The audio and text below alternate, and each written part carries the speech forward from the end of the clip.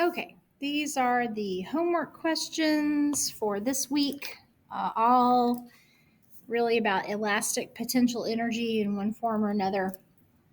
So I'm going to go through as many as I can in this video. So, our first question, we have a 15 kilogram runaway grocery cart. So somebody lost their grocery cart. And it's going to run into a spring, which for whatever reason is attached to a wall. That has a spring constant K of 300 newtons per meter, and it's going to compress that spring by 20 centimeters. Okay, so we've got some givens here. We've got a displacement, we've got a spring constant, we've got a mass of our cart, and we want to know what is the speed of the cart just before it hit the spring. So imagine you've got a grocery buggy and it's traveling along with no one controlling it, and it's going to run into this spring that's sticking out of a wall and compress it. So we can figure out the speed of the cart using conservation of energy, because we know that initially our grocery cart is moving. Okay, it's moving along the ground. We don't have any gravitational potential energy, and we don't have any elastic potential energy. It's just rolling along, out of control, mayhem throughout the grocery store. So, initial is all kinetic energy, and that is 1/2 mv squared. And we're looking for v, so we can already see that we've got the variable that we need to solve for here. Our final, okay, is all going to be elastic potential. This is going to come to a stop when it runs into the spring. Okay, so no more kinetic energy. Again, gravitational isn't an issue here because we don't have any height at all. We're just moving along the ground. Okay. And so when the grocery cart runs into the spring and compresses it, all of its energy is going to be in elastic potential energy at that point. So our final energy is elastic potential.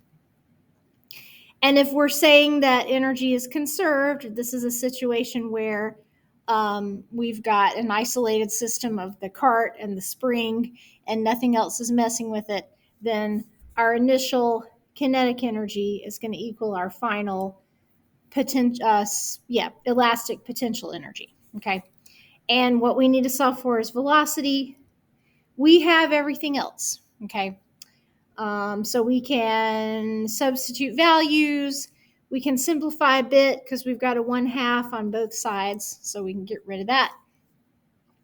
Mass is 15, so we've got 15 v squared equals 300 is my spring constant, and then 20 centimeters is my displacement. I need to convert that to meters, so I'm just going to do that in my head. I'm just dividing 20 by 100. I have to square that. Okay. So let's see what we end up with. Let's see, we've got 0.2 squared times 300 equals 12. And then I'm going to divide that by 15. That gives me 0.8. So v squared equals 0.8.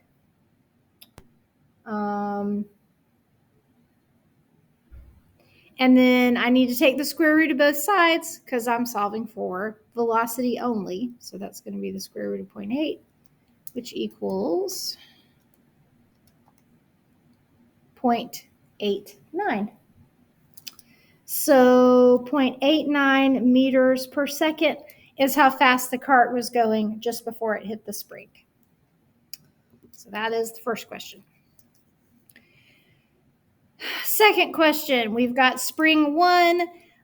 It gets stretched out and it's going to store 2 joules of elastic potential energy.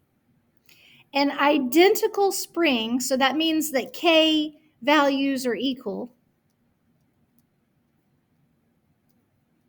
because it's that's a property of the spring. Okay, so if they're the identical springs, they're going to have the same K value, same spring constant. So this spring is stretched, and I don't know how far it's stretched, but it's going to store 18 joules of elastic potential energy.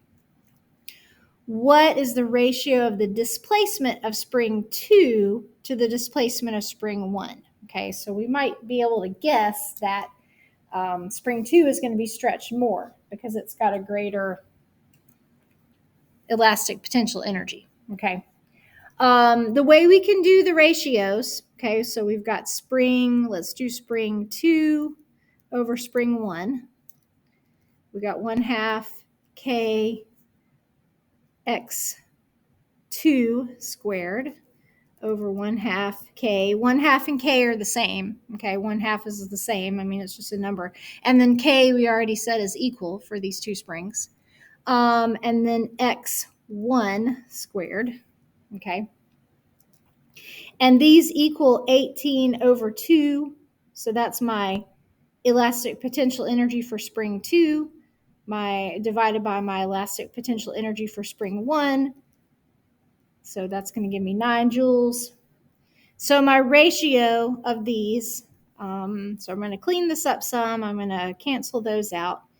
I'm going to end up with x2 squared over x1 squared equals 9 joules. If I clean that up further, I take the square root of both sides. That's going to leave me with the ratio I need of x2 to x1, and the square root of 9 is 3. So the displacement of spring 2 is going to be 3 times greater than the displacement of spring 1. That's what gives it more elastic potential energy, is that it's stretched out more. So it's going to have more energy to convert once it's let go. Okay. Okay, I think I got time for one more. Okay. So here we've got a spring-loaded launcher that's going to launch a little plastic car. So maybe this is like one of those, I don't know, Hot Wheels kind of things. We're given that the car is 10 grams. Our spring that's in the launcher has a spring constant of 10 newtons per meter, and it is compressed by 10 centimeters as the car is pushed into the launcher. Okay. Then somebody's going to release a trigger, and that spring is going to be let go. So it's going to go back into its equilibrium state and push the car out. We want to know what is the car's speed as it leaves the launcher. So this is really kind of I guess a launcher and car system here, where we're starting off with the car being loaded into the launcher, so the car is not moving. Gravitational potential energy isn't a factor here because all this, maybe imagine it's happening on a tabletop or whatever, but it's all the same height. Okay. So my initial state is going to be one of elastic potential energy because my spring is going to be compressed. Okay, so my initial energy is going to be elastic potential energy. And then once I depress the trigger and let the spring loose, all my elastic potential energy is going to be converted into kinetic. So I'm going to go from elastic potential energy initially to kinetic energy finally. It's kind of like the grocery cart, only in reverse. Okay. And we want to know speed. So again, we're solving for velocity. We're given mass, we're given spring constant, we're given displacement. A couple of these I notice are going to be in units I want to change out. So let's go through and solve for this. We can cancel our 1/2s out. K is 10. X is 10 centimeters, so that's going to be 0.1 meters. I'm just dividing by 100. Then M is 10 grams. I want that in kilograms, so that's going to be 1,000 grams in kilogram, right? Yep. So it's going to be 0.01 kilograms. And then that's multiplied by V squared. So again, I'm just going to do some clean up here. I've got 10 times 0.1 squared gives me 0.1 divided by 0.01. 10 equals v squared, and then v is going to be the square root of 10, which is 3.2. So 3.2 meters per second. That's pretty fast for a little car launcher. This must be better than like the dollar store launchers. So it's going to exit the launcher at a velocity of 3.2 meters per second. So all of that elastic potential energy initially gets converted into this final kinetic energy, and we're moving at 3.2 meters per second. Okay, that's the first three. Next video should cover the remaining three.